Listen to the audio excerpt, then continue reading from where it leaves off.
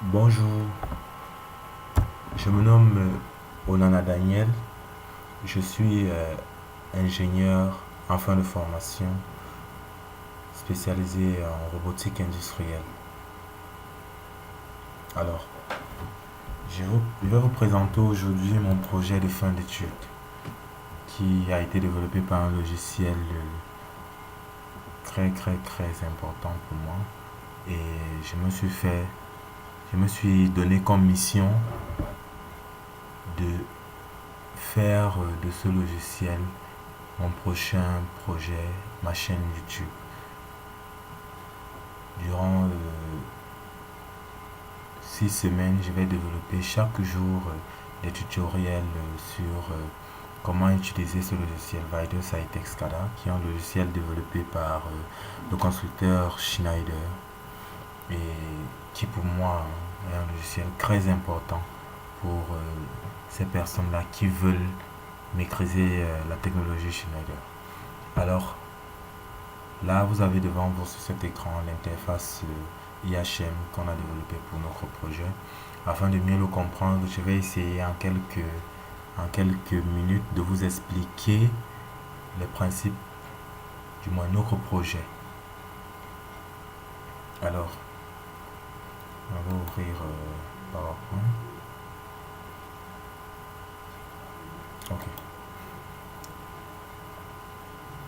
Notre, notre stage de fin d'études s'est déroulé dans une entreprise de la place, entreprise nommée Simancam, Cimenterie du Cameroun, à son usine de Bonabéry, où nous avons trouvé des dégâts causés par un incendie qui a eu lieu 2 semaines avant notre arrivée.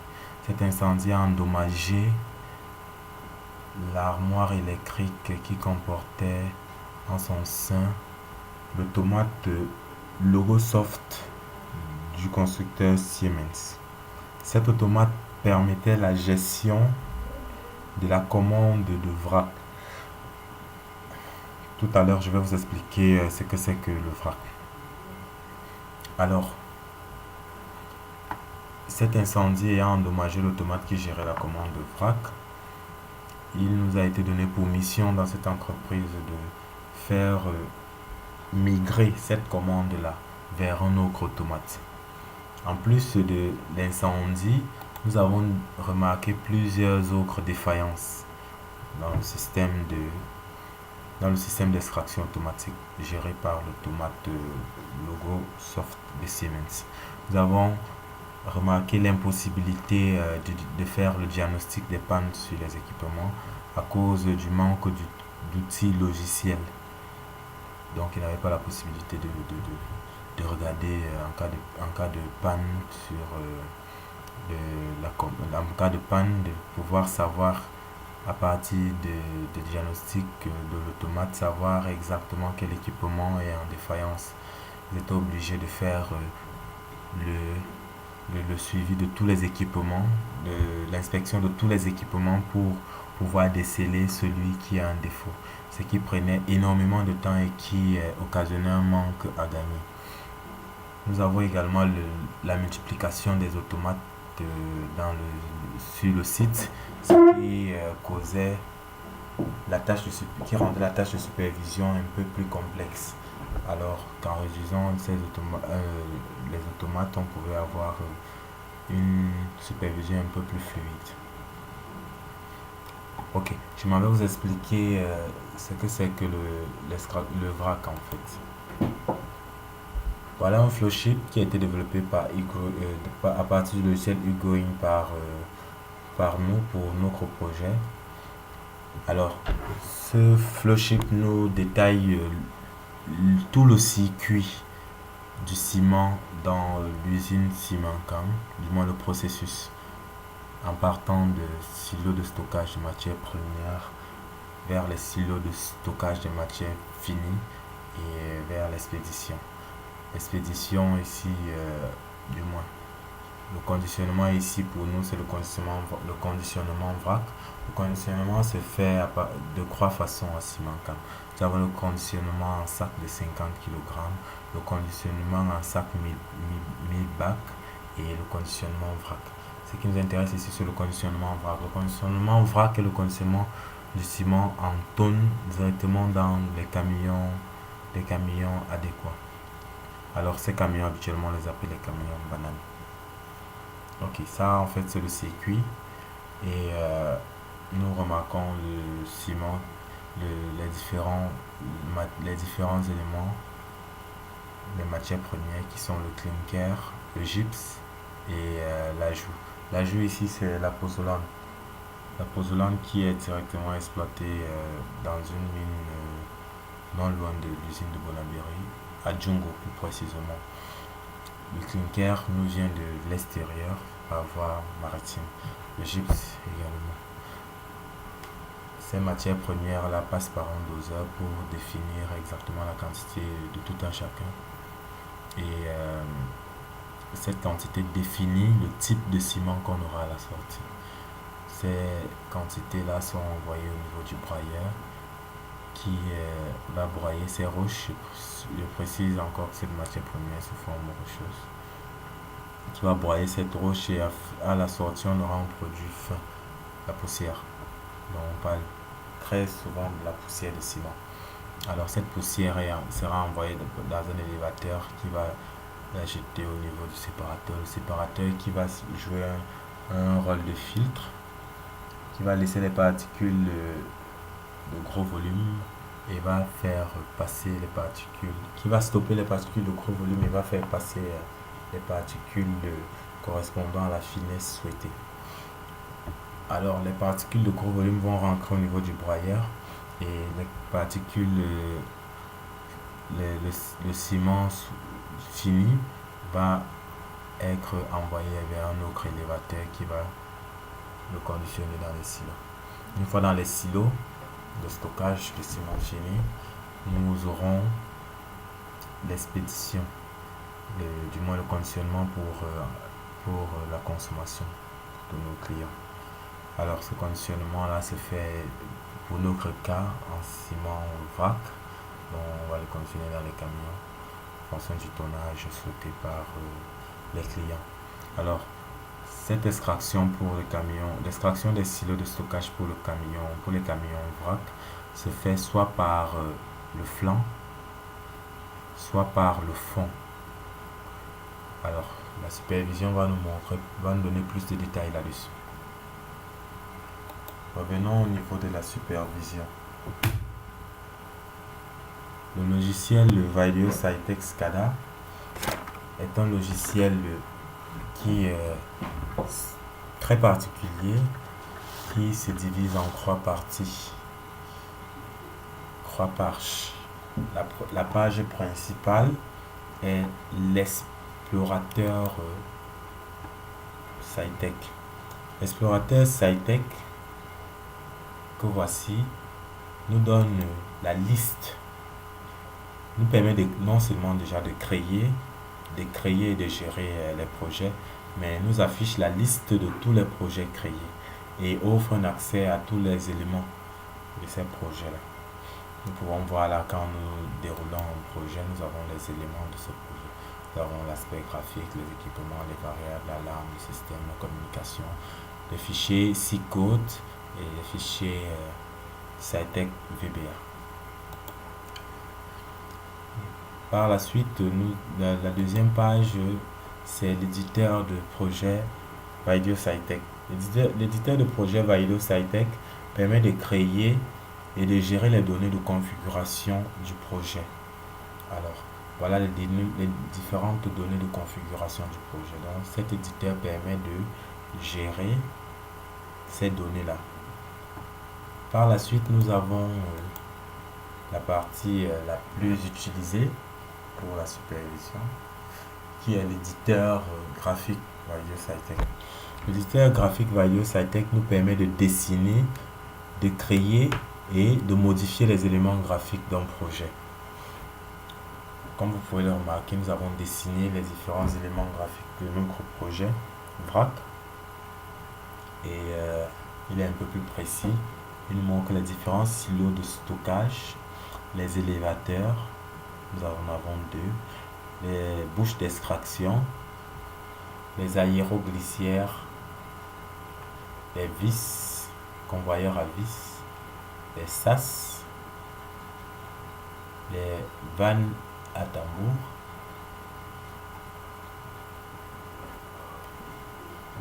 ainsi de suite. Nous avons aussi des boutons qui nous permettront de gérer la commande des différents équipements. Alors, sans plus tarder, nous allons vous montrer comment fonctionne notre projet, notre interface IHM. Ça fera l'objet de notre premier tutoriel et nous allons expliquer le principe de fonctionnement. Par la suite, nous allons développer nous allons montrer pas à pas comment on a fait pour en arriver là. Donc, les prochaines vidéos nous montreront comment on a débuté le projet. Donc, on va commencer par la création d'un projet. Après la création du projet, on va parler de comment on fait pour éditer un projet, changer des variables, créer l'éditeur graphique, ainsi de suite.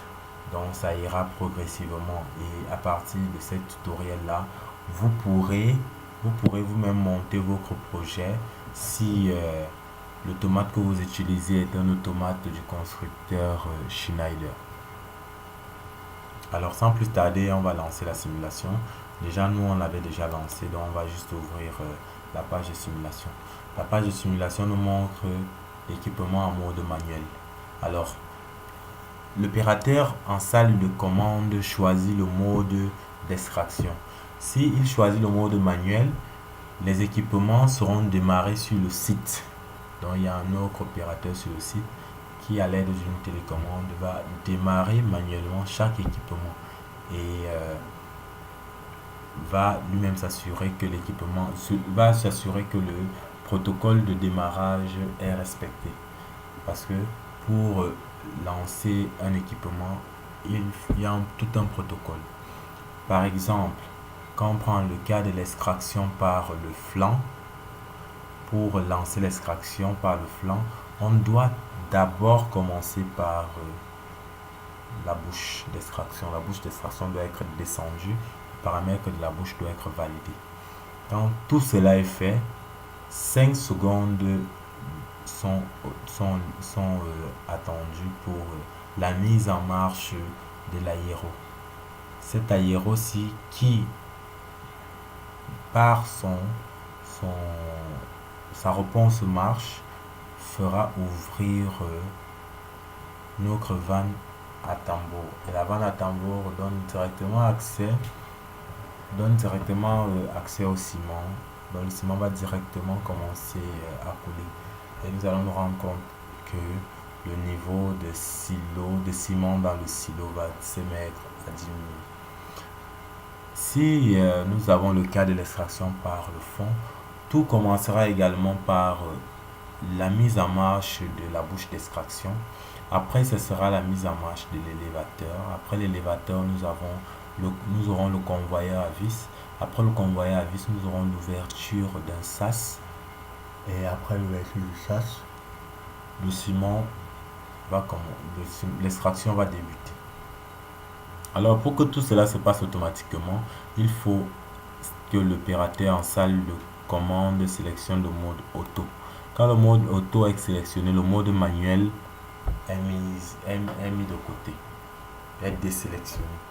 Alors, quand vous sélectionnez le mode automatique vous demande de choisir le type d'extraction que vous voulez faire. Soit l'extraction par le flanc, soit l'extraction par le fond. Les deux ne pouvant pas se faire en même temps, quand vous sélectionnez l'extraction par le flanc, l'extraction par le fond se désactive. Donc vous allez choisir votre type d'extraction. Ici, on va commencer par l'extraction par le flanc.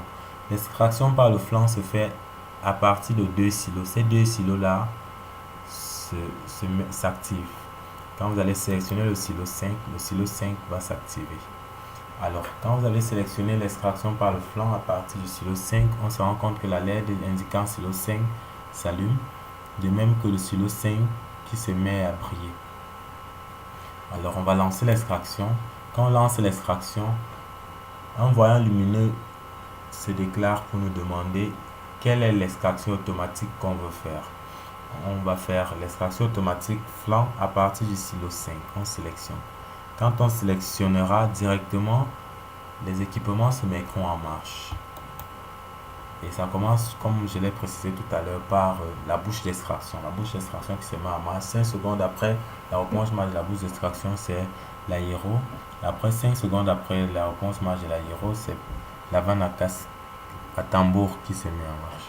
Après, on peut se rendre compte que le ciment commence à être extrait du silo pour le camion.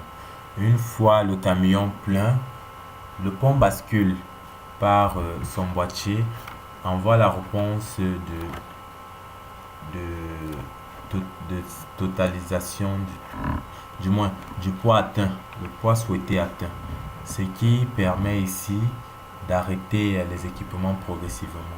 Mais si avant la réponse du pesant, du module du pesant, le niveau du ciment dans le silo atteint le seuil critique, une alarme se déclenche et l'extraction s'arrête. Nous nous rendons compte que le silo ne descend plus le ciment ne descend plus du silo, dont l'extraction est arrêtée malgré que les équipements soient en marche. Alors, l'opérateur en salle de commande va acquitter le défaut et choisir un autre type d'extraction pour permettre ici que nous puissions remplir le ciment en question, le ciment dans le camion en question. Alors, après l'extraction par le flanc, nous allons choisir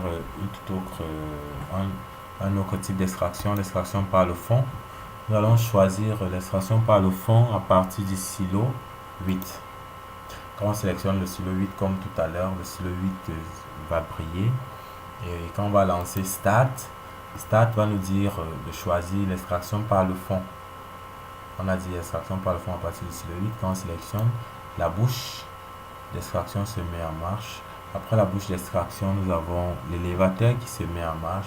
Après l'élévateur, 5 secondes après le démarrage de l'élévateur, c'est la vis, le convoyeur à vis qui va se mettre en marche. Après 5 secondes, ça sera le sas. Et après, le ciment va commencer à être extrait du silo de stockage. Alors le principe est le même pour les autres silos. Dès que la limite de ciment enlevable dans le silo est atteint, donc dès que le niveau bas est atteint, le silo, l'extraction s'arrête. De même que si la quantité de ciment souhaitée est atteinte, les équipements vont s'arrêter progressivement pour tout en vidant le ciment resté dans le circuit. Donc cette précision est très importante vu que si du ciment reste dans le circuit, on risque de se retrouver avec un bourrage lors de la prochaine mise en marche. Donc les équipements doivent toujours être arrêtés sans matière à l'intérieur. Ok, sur ce, je vous remercie d'avoir pris votre temps pour visionner cette vidéo et je vous dis à très bientôt pour le tutoriel sur comment utiliser le logiciel Vaiders Hightech. Et comme je vous ai spécifié tout à l'heure, nous allons commencer par la création d'un projet. Je vous remercie.